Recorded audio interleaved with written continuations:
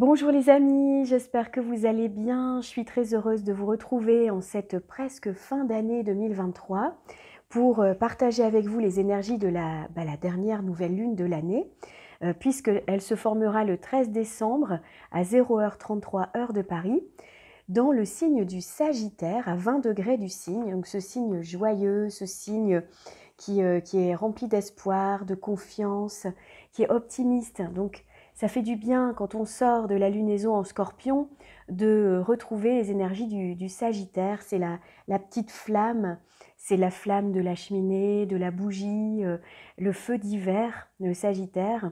Et un feu qui vient nous réchauffer, un feu qui nous élève par l'esprit, parce qu'on va voir qu'en Sagittaire c'est important. Ce feu qui nous guide également, et puis parfois qui nous transcende. On a toute la part également de spiritualité dans le signe du Sagittaire. On va voir concrètement ce que cette nouvelle lune va nous amener comme information. Alors déjà, pendant cette lunaison, eh bien, Neptune forme un carré au Soleil et à la Lune. Alors Neptune qui vient de reprendre sa course directe le 6 décembre, donc il a terminé sa phase rétrograde. Et Mercure, lui, pendant cette lunaison, donc le jour même, le 13 décembre, eh bien, il prend son mouvement rétrograde à partir du 8e degré du Capricorne et il va rétrograder jusqu'au 22e degré du signe du Sagittaire jusqu'au 2 janvier. Donc. Et à partir du 2 janvier 2024, il reprendra sa course directe. Voilà, donc ça c'est vraiment les informations à dire principales de cette nouvelle lune. On va regarder bien sûr maintenant plus en détail, mais déjà les personnes qui ont des points ou des planètes dans le signe du Sagittaire, dans le signe en face en Gémeaux ou dans les signes en carré, donc en Vierge et en Poisson, ressentiront davantage les effets de cette nouvelle lune. Et c'est également alors très bon pour les personnes qui ont des points ou des planètes dans les signes de feu, donc du Lion et du Bélier, et également en Balance ou en Verseau, qui reçoivent donc en sextile les influences de cette nouvelle lune.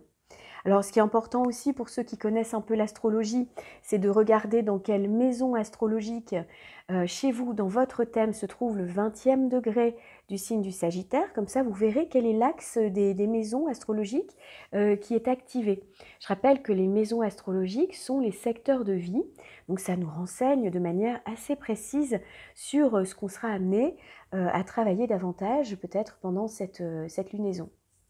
Alors déjà, pour rentrer maintenant dans l'analyse de cette nouvelle lune, alors les luminaires dans le signe du Sagittaire, donc le Soleil et la Lune, eh bien, ils ont envie d'ouvrir leurs horizons. Après la lunaison dans le signe du Scorpion, on a envie d'ouvrir les fenêtres, on a envie de dépasser un peu les limites qu'on connaît, de sortir des frontières du connu. On sait bien que le Sagittaire, c'est l'aventurier du zodiaque, c'est celui qui a envie de repousser un peu les limites qu'il connaît pour découvrir le monde, pour aller vers de nouvelles connaissances, pour s'ouvrir à la vie sociale également. Et donc avec une nouvelle vision, avec quelque chose, des idées plus larges, voilà. Et je rappelle aussi que le glyphe du Sagittaire, vous voyez, je le reprends en fait ici. Donc on a, vous voyez, une flèche qui pointe vers la droite et vers le haut. Et ce signe-là, il vise un objectif, et il vise haut, il vise loin, le Sagittaire. Donc, on va voir, je vais vous proposer ensuite peut-être quelques idées pour profiter au mieux de ces énergies-là.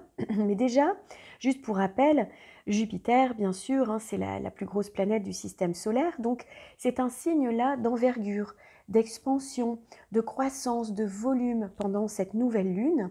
Et si vous voulez, nos aspirations, parce qu'en Sagittaire, on vient parler de notre idéal, de nos aspirations, de notre quête de sens. Et c'est un signe qui va nous aider à aller vers ça, à ouvrir la porte vers autre chose dans notre vie pour rejoindre la magie. Vous savez, quand on sort de notre zone de connu, quand on dépasse nos limites personnelles, nos frontières personnelles, eh bien c'est là où on peut aller vers la magie de la vie. Donc je dirais que là, on vise la réussite, on a envie d'avoir de la chance, on tente sa chance, on croit en sa bonne étoile, en Sagittaire.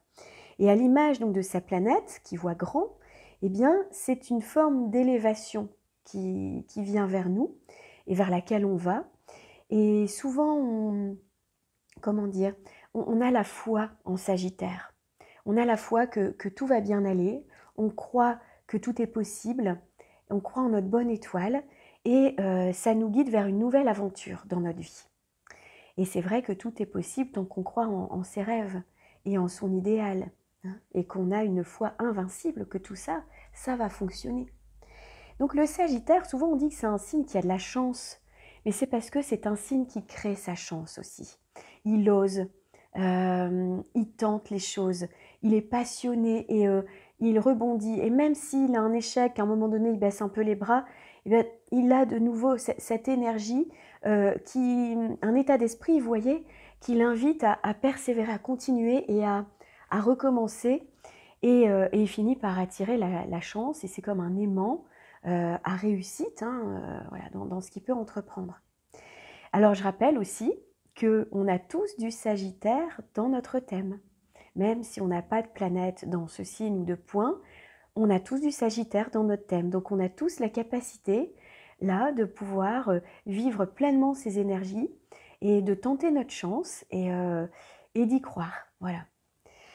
Alors, au niveau des propositions de ce que ça peut peut-être nous faire travailler, alors peut-être que tout ne résonnera pas pour vous, mais il y a peut-être des petites choses qui vous parleront dans ce que je vais dire. Donc, alors, le Sagittaire, il a besoin il vise un objectif. Il a envie d'atteindre un objectif en particulier. Alors, ça dépend de ce que vous vivez, mais c'est cet esprit aventurier, confiant, qui a toujours de l'espoir, de l'optimisme, qui croit dans sa bonne étoile, donc il fait tout pour atteindre cet objectif. Et je dirais que là, en plus, on va parler après du carré à Neptune, mais quand on a un carré à Neptune, c'est très important vraiment de se fixer cet objectif et de garder son cap. Parce que Neptune peut brouiller les pistes parfois, on va voir après. Alors ensuite, c'est l'invitation du Sagittaire, c'est de mettre plus de joie et plus d'ouverture dans sa vie, s'ouvrir aux autres, s'ouvrir à d'autres horizons, des nouveaux possibles. Créer ses opportunités, c'est un signe d'opportunité le Sagittaire également. Voilà, donc mettre plus de joie aussi, ça c'est important parce que dans la période qu'on traverse sur le plan collectif, peut-être que parfois il y a une ambiance qui peut être un peu plombante ou qu'on peut ressentir comme ça. Donc là, j'ai l'impression que cette fin d'année, elle nous porte à aller vers la joie, à aller vers, vous voyez, cette petite flamme intérieure là qui a juste envie de se relier aux autres, d'être dans l'expansion et puis d'être joyeuse. Il y a un côté jovial, vous voyez, comme ça. Alors ensuite, on peut avoir besoin de liberté, de grands espaces. C'est un signe qui est très épris de liberté, le Sagittaire. C'est pour ça que souvent, on y trouve des aventuriers, même des grands voyageurs, des personnes qui aiment le voyage, parce qu'on sort de notre zone de connu et on va vers les grands espaces, vers ce qui offre de la liberté dans le voyage. Donc là, peut-être où vous sentez que vous êtes un peu trop comprimé, ça serait, tiens, où je peux mettre plus de liberté d'être et plus de liberté dans ma vie. Ensuite, il peut y avoir également des questions juridiques autour des lois, parce que c'est ça aussi le Sagittaire, c'est les lois morales, les lois humaines, les lois divines également. Donc là, on va revenir ici sur le plan terrestre, en tout cas pour l'instant, mais sur les questions juridiques, parfois c'est le bon moment pour mettre de l'ordre dans certains dossiers, dans des choses qui ont pris du retard, peut-être également ce qu'on n'a pas réglé, régler des questions juridiques, des papiers, l'administratif, peut-être des procès en cours, des choses comme ça. Ça peut avancer aussi. Alors, on va voir, il y a un petit bémol, parce qu'il y a quand même Mercure qui est rétrograde le jour de cette nouvelle lune, donc ça peut prendre un peu de retard, mais malgré tout, les énergies du Sagittaire sont là. Donc peut-être on peut concentrer son attention sur ce type de questions. Par exemple, moi je sais que là, je dois refaire mon passeport. C'est un bon moment pour aller à la mairie, tout ça, refaire un peu les démarches. Vous voyez, ça peut être ce genre de choses. Ensuite, et puis le passeport d'ailleurs, c'est pour les voyages, entre autres. Alors on est vraiment dans les questions du Sagittaire. Bon, voilà, une petite parenthèse, elle est passée, mais... Alors ensuite, ça peut être justement préparer un voyage. Préparer un voyage, il peut y avoir des questions également liées avec l'étranger, si vous travaillez avec l'étranger, si vous avez de la famille ou des amis à l'étranger. Voilà, ça peut être davantage en lien avec ces personnes-là, ou préparer un voyage, y penser, ou carrément partir en voyage, hein, bien sûr. Ensuite, le Sagittaire, il est épris également de grandes connaissances. Il a une soif d'apprendre toute sa vie. Et donc non seulement il apprend, il se forme, mais souvent ça fait un excellent professeur. C'est quelqu'un qui transmet, qui a un don pour transmettre également les connaissances. Et là, peut-être que c'est le bon moment pour lire, pour s'informer, pour comprendre certains sujets, ou pour suivre une formation, passer davantage aussi de temps à cette formation, ou pour transmettre. Peut-être si vous avez besoin de transmettre des informations, peu importe hein, le domaine, c'est un bon moment pour le faire. Alors ensuite, le Sagittaire est très tourné vers les valeurs de l'esprit, vers la spiritualité également, les questions métaphysiques, les grandes philosophies de vie. Donc il y a peut-être un chapitre là qui s'ouvre, on a peut-être besoin d'ouvrir davantage son esprit vers toutes ces questions-là. Et alors c'est aussi un signe très dynamique, donc une mise en dynamique, d'autant que là, la Lune et le Soleil sont encore conjoints à Mars. Alors même si c'est un peu plus distant comme aspect, il n'y a que 7 degrés d'ordre, donc on compte bien l'aspect. Là, on peut être dans vraiment une nouvelle lune très dynamique avec Mars, qui est le dieu de la guerre, mais qui est aussi, il nous parle de notre action, hein, donc de celui qui va nous permettre de nous mettre en dynamique, en mouvement, d'entreprendre, d'oser. Et donc là, peut-être qu'on peut reprendre un sport, on peut se passionner pour une nouvelle activité. En tout cas, on va sûrement ressentir beaucoup de vitalité, un côté actif comme ça, dynamique, enthousiaste pour des activités sportives à l'extérieur, des grandes randonnées, de l'espace, enfin voilà, tout ce qu'on peut faire par rapport à là où on vit, peut-être des activités à l'extérieur, ça fait du bien. Et ensuite, le Sagittaire, c'est un grand meneur d'hommes aussi, qui fédère les gens entre eux, qui est très humain, bienveillant, généreux, qui est droit, qui est franc. Et donc, dans le fait de pouvoir fédérer les personnes, eh bien, pourquoi pas, ça peut être le moment de créer un groupe pour certains, hein, d'organiser des réunions, des choses comme ça, pour des partages, des échanges sociaux. Et c'est un moment excellent aussi, cette lunaison en Sagittaire, pour ouvrir son réseau social. On est chez Jupiter, donc une planète, la première des planètes sociales, la deuxième c'est Saturne, mais Jupiter c'est celui qui est dans l'ouverture sociale. Voilà, peut-être que ça se présentera. Alors c'est vrai qu'il y a tous ces temps de fête également qui arrivent, donc pourquoi pas, hein, c'est des moments de partage là aussi, ça peut être ça, effectivement. Et alors parfois le Sagittaire, il a un côté sans limite. On est avec Jupiter, donc c'est pas lui qui pose les limites, hein, Jupiter, c'est Saturne après lui qui vient poser les freins, les limitations, la structure. Mais lui, Jupiter, c'est la planète de l'ouverture, de l'expansion. Mais parfois, surtout là avec Mars qui se trouve en conjonction au Soleil et à la Lune, parfois on voit pas le danger. On ose, on prend des risques et on voit pas le danger. Donc quand même, le petit bémol, c'est attention, attention quand même de ne pas prendre trop de risques parce que Mars est quand même dans les parages aussi en Sagittaire, donc c'est bon pour le dynamisme, pour aller de l'avant, mais voilà, quand même, tempérer un petit peu l'action, on va dire comme ça. Alors, les luminaires eh bien, forment un carré à la planète Neptune qui se trouve lui en Poisson. Et là, donc il y a plusieurs choses, mais disons qu'au départ, Neptune, quand il est comme ça en aspect dissonant, c'est-à-dire là en aspect de carré, donc un 90 degrés, un trait rouge que vous pouvez voir sur la carte, eh bien, Neptune, il peut brouiller la vision des choses. C'est-à-dire que par rapport à cet objectif du Sagittaire, qui a envie de réussir, de tout tenter pour arriver à son objectif, avec ce dynamisme, cette joie, cet enthousiasme, peut-être que là, dans cet objectif, eh ben, on n'y verra pas toujours très clair dans la direction à suivre. Il peut y avoir quand même une réalité qui est un petit peu déformée. On peut ne pas saisir la différence entre le rêve et la réalité. Neptune étant notre dimension spirituelle, alors c'est celui qui nous relie à l'infini. il nous éloigne aussi des contingences matérielles. On est plus dans la fusion avec l'environnement. On est dans le rêve, on n'est pas forcément dans la réalité avec Neptune. On est dans le merveilleux, on est dans tout ce qui est, comment dire, autour de l'artistique. Donc là, on peut ne pas savoir très bien où aller, vous voyez, avec ce Neptune. Et alors on peut avoir des bonnes capacités créatrices, beaucoup d'inspiration, parce qu'on va voir la deuxième partie de ce que je vais vous dire, c'est que même si on se sent un peu perdu, si les pistes sont brouillées, qu'on a une propension plutôt à rêver sa vie que de vivre ses rêves, eh bien on peut procrastiner parfois avec cet aspect-là aussi, ou se sentir un peu déprimé, perdu, fatigué, enfin bon, c'est pas toujours très clair. Et alors c'est vrai que l'idée, c'est d'avancer prudemment, parce que c'est quand même pas un hasard que Neptune transmette son message de cette manière.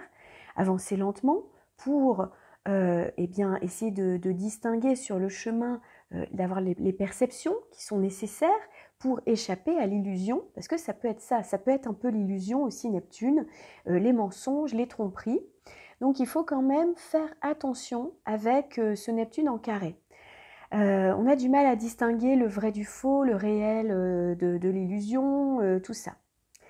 Donc l'idée là, c'est de ralentir un peu le rythme qui pourtant nous pousse à aller de l'avant avec ce Sagittaire et puis les luminaires conjoints à Mars. Mais je dirais que pour permettre aux perceptions plus subtiles d'arriver et d'émerger, de laisser entrer la magie dans notre vie et puis d'écouter cette intuition, c'est vraiment ça, c'est de prendre le temps. Prendre le temps et parfois se retirer un peu dans le silence, dans un recueillement, avec soi-même, pour, j'allais dire, éviter de foncer tête baissée dans cette activité et cette action, parce qu'on pourrait être déçu, on pourrait s'être trompé, on pourrait prendre un mauvais chemin, ou croire à ce qu'on nous raconte et finalement c'est pas la réalité. Donc ce qui est important, c'est de vraiment prendre le temps de sonder son intuition profonde, d'écouter, ralentir un peu le rythme, parce que si Neptune passe un message comme ça à ce Sagittaire en carré, c'est surtout pour donner son inspiration. Neptune, c'est l'inspiration. Donc par rapport à ça, peut-être que là, dans les objectifs qu'on va se fixer peut-être pour l'année 2024, puisque comme on est tout proche là, de cette nouvelle année, que le Sagittaire arrive en fin d'année avec quel objectif je vais suivre, qu'est-ce qui me dit, qu'est-ce qui me parle au plus profond de moi, qu'est-ce qui m'anime vraiment, vers quoi j'oriente, j'oriente ma flèche pour pouvoir viser juste, et puis viser loin, viser haut. Eh bien, Neptune, là, il invite à prendre un petit temps d'arrêt pour que les objectifs du Sagittaire soient inspirés, pour qu'ils soient remplis de sagesse, pour qu'ils soient éthiques, pour qu'ils correspondent également à une vraie quête de sens qu'on pourrait avoir en soi, pour l'idéal qu'on porte profondément en soi, pour être à l'écoute de ça et se dire maintenant, quelle direction je prends, qu'est-ce qui est vraiment juste pour moi. Et c'est vrai que franchement, quand on fonce, quand on est dans l'action à fond, on ne peut pas vraiment écouter ce qui est juste pour nous en termes de choix, d'orientation, d'objectifs, ces aspirations profondes. On n'a pas vraiment le temps de les écouter si on va trop vite. Donc là, l'idée, c'est peut-être d'écouter ça, d'avoir la foi aussi dans les intuitions qu'on ressent et qu'on a, les messages qui viennent dans le silence, comme je disais, dans vraiment le recul. Et parce que ça permettra d'allier aussi ensuite cette belle énergie qu'on a, ces belles aspirations, à quelque chose qui dépasse finalement notre petit quotidien ou notre ego ou qui dépasse certaines peurs qu'on peut avoir pour essayer de se relier à plus grand que soi et donner une nouvelle dimension à sa vie. C'est comme ça que je le vois, c'est vraiment ce carré à Neptune, c'est un très beau message, c'est pas toujours facile à vivre parce que des fois franchement c'est le brouillard. Avec Neptune on est vraiment parfois dans un brouillard, mais ce brouillard il arrive toujours pour une bonne raison. Alors c'est marrant parce que j'étais tombée justement sur une carte de, je vais vous le lire juste un petit morceau ici du voyageur sacré. Alors en Sagittaire on est des voyageurs, donc je me suis dit tiens, cet oracle là il y a peut-être quelque chose, justement un message à nous livrer. Et là, j'aime bien ce message et je trouve qu'il correspond bien à ce carré de Neptune, alors je voulais vous le proposer. Donc ce que dit le voyageur sacré. Parfois le brouillard et la brume sont d'une telle épaisseur que le voyageur n'est plus sûr de rien. Où vais-je? Que suis-je censé faire? Pourquoi ne puis-je voir ce qui est devant? Or, c'est lors de ces moments où l'on ne sait plus que les réponses les plus profondes aux grandes questions de la vie peuvent émerger. Le secret consiste à traverser lentement et prudemment ce brouillard, afin de rester sur la bonne voie. Soyez vigilants, avancez avec prudence, le temps de pressentir la meilleure direction à prendre. Écoutez les chuchotements de votre âme et ayez confiance en votre voix intérieure. Et bien pour moi, quand j'ai lu ce message, je me suis dit c'est exactement pour moi comme je comprends ce carré de Neptune au luminaire. Et c'est un moment important parce que cette année 2024, vous savez, on a des grands changements qui arrivent. Il y a Pluton qui entre en Verseau le 20 janvier. On va avoir une très belle conjonction aussi de Jupiter à Uranus en Taureau. Donc ça aussi, ça peut amener beaucoup de changements dans notre manière de nous réaliser socialement, Jupiter justement. Donc cette lunaison en Sagittaire, je crois qu'elle est importante pour préparer aussi les changements à venir quand Jupiter, la planète du Sagittaire, va rencontrer du coup Uranus le 21 avril lors de cette conjonction, le 21 avril 2024. C'est pour ça que je me permets d'insister parce que peut-être là qu'il y a des orientations à prendre, des choix à faire, voilà, et que c'est pas encore tout à fait, rien n'est gravé dans le marbre et qu'il est encore temps de poser les choses tranquillement, voilà. Alors, ce qui est important aussi pendant du coup cette lunaison, c'est le mouvement de rétrograde de Mercure qui commence le jour de cette nouvelle lune, donc le 13 décembre. Donc Mercure rétrograde pendant 3 semaines, donc jusqu'au 2 janvier 2024. Et il va rétrograder du 8e degré du signe du Capricorne au 22e degré du signe du Sagittaire.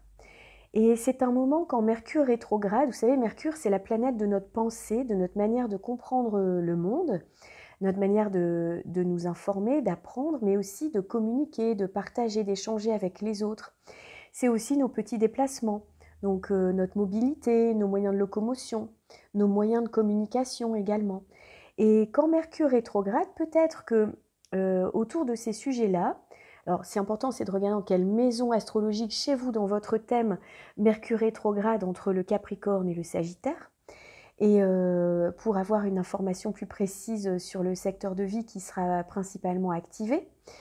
Et si vous voulez, ce Mercure rétrograde, eh bien, c'est un temps d'intériorisation, un temps de bilan, un temps de pause, où souvent, vous savez, tous les nouveaux projets qu'on pourrait mettre en place, c'est recommandé d'attendre le retour de Mercure en direct, donc le 2 ou 3 janvier, donc lui, il revient en direct le 2 janvier, donc le lendemain ou le surlendemain, parce que c'est comme un moment d'intégration, on va dire, d'intégration de ce qu'on a vécu pendant les derniers mois, les dernières semaines, et un temps de réflexion, mais c'est un travail parfois même inconscient qui se produit, et lors du passage en direct à nouveau de la planète, donc de Mercure, au début janvier, le 2 janvier, là, on a des messages beaucoup plus clairs sur les choix qu'on a à faire, ce qu'on comprend des situations, la manière dont on doit faire évoluer nos projets. Alors, c'est une bonne période, Mercure rétrograde, pour revisiter, retravailler un projet qui a déjà commencé par le passé, pour le terminer, pour le peaufiner, mais démarrer un nouveau projet à ce moment-là, quand on a envie de vivre au rythme des planètes, parce que des fois on ne peut pas toujours, c'est comme ça, et puis on s'adapte, mais quand on a le choix, peut-être qu'il est judicieux d'attendre le retour de Mercure en direct au mois de janvier pour avancer. D'autant que Jupiter, la planète du Sagittaire, où se forme cette nouvelle lune, Jupiter est également encore rétrograde jusqu'au 31 décembre 2023. Donc à partir quasiment en même temps que Mercure, Jupiter va repartir en direct le 1er janvier et Mercure c'est le 2. Donc j'ai l'impression que vous voyez cette nouvelle lune en Sagittaire, en fait elle est importante pour aspirer à vraiment son idéal, mais tant que Jupiter, sa planète, n'est pas reparti en mouvement direct, c'est possible qu'on n'avance pas comme on le souhaite exactement, aussi rapidement, ou voilà. Mais tout ça c'est juste, c'est-à-dire que pour moi, c'est vraiment début janvier qu'on va pouvoir avancer. Et en plus, début janvier, Mercure quand il va reprendre son mouvement direct, ça sera dans le signe du Sagittaire, chez Jupiter. Et Jupiter reprend son mouvement direct la veille. Donc vous voyez, il y a quand même quelque chose dans ces informations quand on recoupe tout comme ça. Et ce que je me dis, c'est que là, on va certainement être invité à attendre quand même début janvier si on veut voir des changements se mettre en place vraiment, si on veut qu'ils réussissent. Je veux dire qu'on veut mettre toutes les chances de notre côté. Donc ça ne veut pas dire qu'il ne faut rien faire pendant cette période jusque fin décembre, mais peut-être s'il y a des choses nouvelles que vous voulez mettre en place qui sont importantes pour vous, eh bien de les préparer, de peaufiner, d'aller plus en profondeur, de réfléchir, d'y ajouter peut-être plus de sens, plus d'éthique, plus d'inspiration, plus de, vous voyez, tout ce qu'on a dit avant, et pour qu'il soit fin prêt, on va dire comme ça, au moment de cette nouvelle année 2024 qui arrive. Hein, comme on a quand même des changements importants qui arrivent, c'est une année vraiment importante 2024 avec Pluton qui change de signe. Je dirais que là, ce moment-là d'aspiration, de se connecter à son idéal, c'est un temps à prendre de manière consciente, on va dire comme ça. Voilà, donc ce Mercure ici, eh bien, il va insister sur le fait de prendre le temps de réfléchir, de poser des limites en Capricorne, eh bien, de faire autorité, pourquoi pas, de prévoir surtout autour de l'essentiel, de ce qui est juste pour nous et non pas avec le superflu, de réfléchir avec sagesse, d'être prévoyant et d'être surtout organisé, méthodique, pragmatique, logique. C'est ça, hein, Mercure en Capricorne. Il est ralenti quand même. Déjà, il est ralenti quand il est en marche rétrograde. Et en plus, en Capricorne, on est chez Saturne. C'est le maître du temps, Saturne. Donc, tout peut paraître un petit peu plus lent. Donc, surtout patience. Mercure entrera en Sagittaire également ensuite pour terminer sa rétrogradation. Puis, il repartira en direct. Et peut-être que déjà aux alentours du 24 décembre de cette année 2023, eh bien, nous serons au mi-point de la rétrogradation de Mercure. Donc sur les 21 jours de rétrogradation, le 24 décembre, on sera au mi-point. On peut commencer dans cette deuxième phase de rétrogradation à entrevoir des solutions, à avoir des clés, etc. Donc, voyez pour vous peut-être ce qui se passe à ce moment-là. Et c'est un bon moment en tout cas pour planifier son année 2024. On dit toujours que les personnes qui réussissent, puisqu'on parle de réussite dans le signe du Sagittaire, on a envie de réussir nos projets, de se donner toutes nos chances. Eh bien, quand on a envie de réussir, c'est essentiel de planifier, de s'organiser.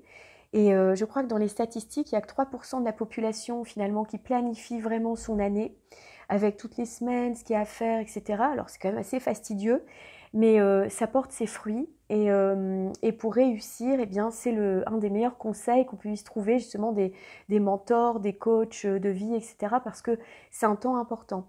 Et j'ai l'impression que ce Mercure-là, en rétrogradation en Capricorne, nous invite à prévoir peut-être de manière un peu plus précise, on va dire, le déroulé de cette année, ce qu'on a envie de faire, quoi. Voilà. Alors Mercure, il est très bien relié en plus à Jupiter en Trigone pour cette nouvelle lune. Donc là, eh bien, c'est l'ouverture vers... il commence Mercure sa rétrogradation en Trigone à Jupiter. Donc c'est un bon moment pour réfléchir à son idéal, justement, et à planifier pour mettre en place les choses. Vous voyez, les correspondances qu'on a, c'est vraiment intéressant. Et Jupiter, le maître de cette lunaison, eh bien lui, il fait un très beau sextile, un bel aspect harmonique à Saturne, la planète de la construction, la planète de la structuration. Là, c'est la planète du Capricorne, là où se trouve Mercure. Donc là encore, je pense que la structuration, elle est quand même importante et la planification également. Et ensuite, nous avons donc Jupiter, maître de cette nouvelle lune, en opposition à Vénus. Donc Vénus, la planète de l'amour, du lien avec les autres, mais aussi la planète de nos valeurs matérielles, immatérielles, donc l'immobilier, l'argent, la manière de gérer l'argent, et puis également nos valeurs, la façon dont on se valorise soi, et puis juste ce qu'on aime, ce qu'on n'aime pas, nos goûts, ce qui est nos convictions, nos valeurs, comme ça, vous voyez.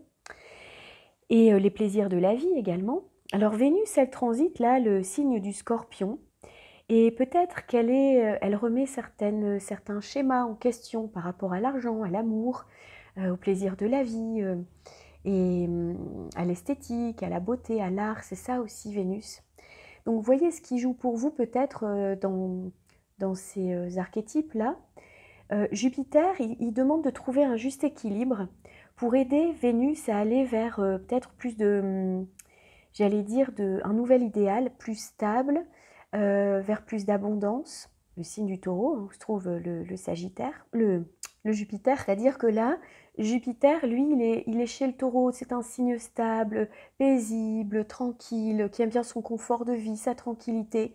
Et il invite Vénus, parce que c'est toujours la planète la plus lente qui livre le message à l'autre.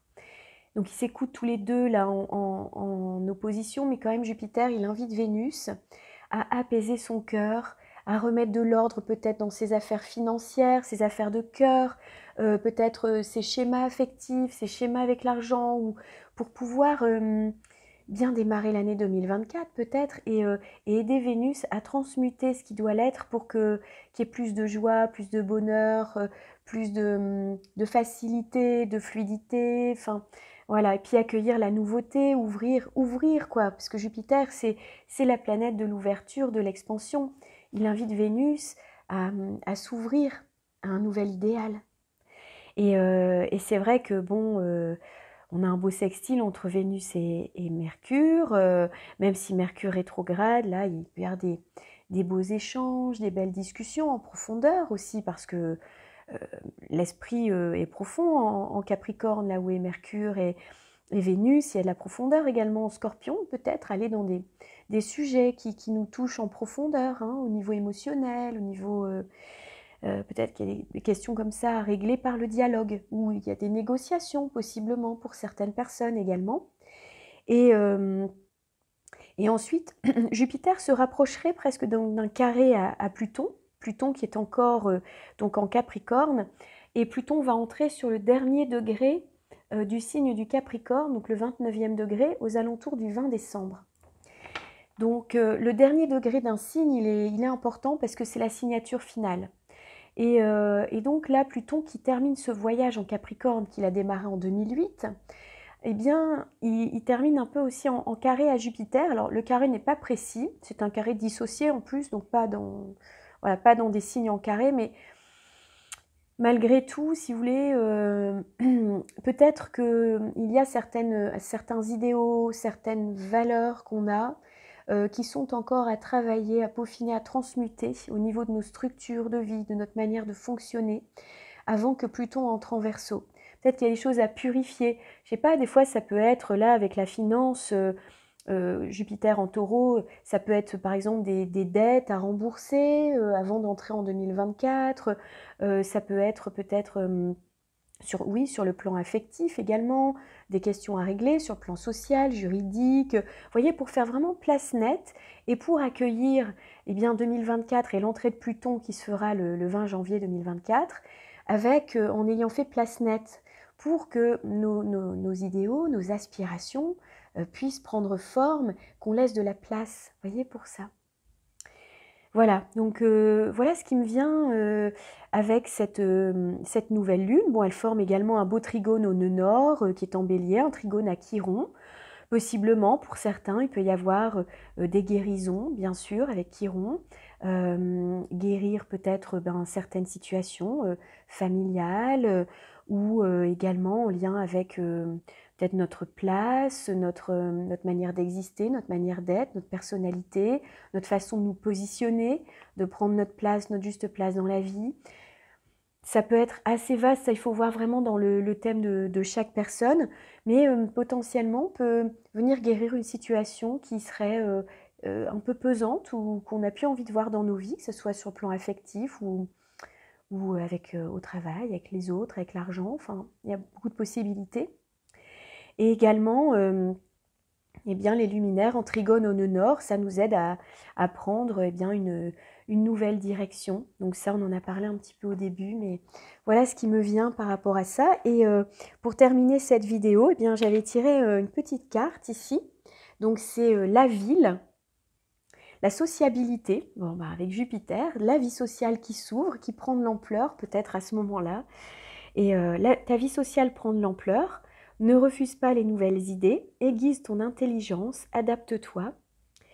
Ne t'égare pas et trouve ta place sans te perdre ni être dupe des apparences. Exerce ton libre arbitre. On est quand même bien aussi avec les influences neptuniennes, hein, donc attention quand même, on s'adapte, mais on ne s'égare pas, voilà. Et ensuite, j'ai eu également l'iceberg, l'obstacle ou le secret. Alors, un obstacle physique ou psychologique peut te barrer le chemin. Des choses te sont cachées, suis ton instinct, fais-toi confiance et examine la situation sous tous les angles avec circonspection. Pardon. Voilà, donc c'est vraiment là ici, peut-être qu'il y a quelque chose à dépasser. Et vous voyez, ce Neptune, c'est pas pour rien qu'il fait un carré au luminaire. Peut-être qu'il y a une pause, un temps d'arrêt pour réajuster le tir de la flèche, on va dire, du Sagittaire. Peut-être qu'il y a un obstacle, quelque chose encore à dissoudre. Avec Neptune, c'est aussi le principe de dissolution. Donc, voilà. Et alors, pour ceux que ça intéresse, eh bien, j'ai ici une petite pierre. Alors, c'est une résine, hein, plus c'est l'ambre. J'ai pensé à l'ambre pour nous accompagner pendant cette lunaison. Donc ici, voilà, j'ai une résine d'ambre ici. Je vous l'avais déjà montré il y a quelques temps, peut-être que vous l'avez déjà vu. Et j'y ai repensé pour cette lunaison parce qu'il y a un message vraiment qui m'a bien touchée et parlé pour nous accompagner. Alors, l'ambre, la vitalisante. Donc c'est le symbole de l'énergie vitale, semblable au rayon du soleil. Elle est vénérée en Chine, où l'on dit que l'ambre renferme les âmes des tigres. Elle relance l'énergie vitale pour accompagner la guérison de nos blessures, physiques ou symboliques. Et lorsqu'on se sent submergé par le stress, ça peut apaiser notre système nerveux et clarifier le mental afin de nous permettre de retrouver une forme de sérénité. C'est une pierre de prospérité qui nous invite à nous ouvrir au monde et à ses cadeaux, à déployer la générosité et l'altruisme dans son cœur et à prendre confiance en ses capacités relationnelles. On est parfaitement avec les énergies du Sagittaire. Elle nous rappelle qu'après la tempête, l'arc-en-ciel n'est jamais très loin. Voilà. La symbolique de l'oracle, c'est « vous êtes protégé, cessez de vous faire du souci ». Et la purification, c'est par trempage dans l'eau, fumigation également. Voilà. Ces mots-clés, c'est la protection, la prospérité et la guérison.